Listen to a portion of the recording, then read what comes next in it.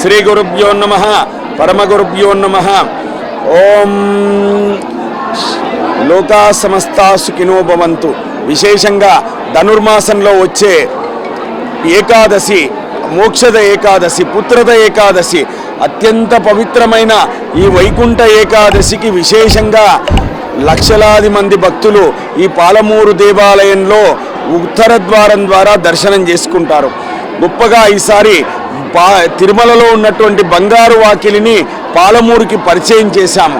అంత గొప్ప పరిచయం చేశాము కాబట్టి అట్లాంటి దాదాపుగా ఈ బంగారు వాకిలి గుండా వెళ్తే వారి జీవితంలో ఏమైనా దోషాలున్నా పాపాలన్నీ కూడా తొలగిపోయి మంచిగా ఐశ్వర్యం, ఆయుష్ పెరుగుతుందని వారి నమ్మకం. అట్లాగే ఎవరైనా సరే ఈ ఏకాదశి ఉపవాసం ఉంటే ఏమవుతుంది అని అంటే, ఏ ఉపవాసము అంటే ఎందుకొరకు? మనిషికి ఉపవాసం అంటే దేవుడికి సమీపంగా ఉండడమే ఉపవాసం. మనిషి లోపల అనేక రకాలుగా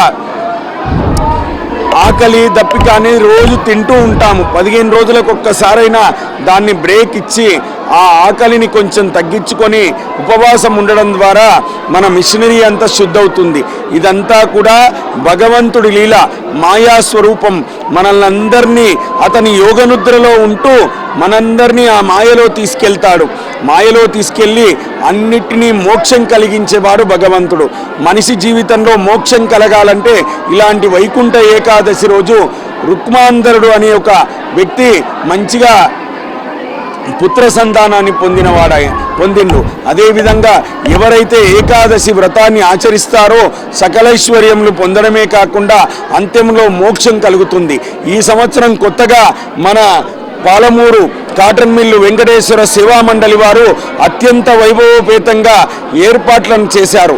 బంగారు వాకిలిని తమిళనాడు నుంచి తీసుకొచ్చిన భక్త నైపుణ్య కళాకారులతో గొప్పగా విగ్రహాలను ఏర్పాటు చేశారు.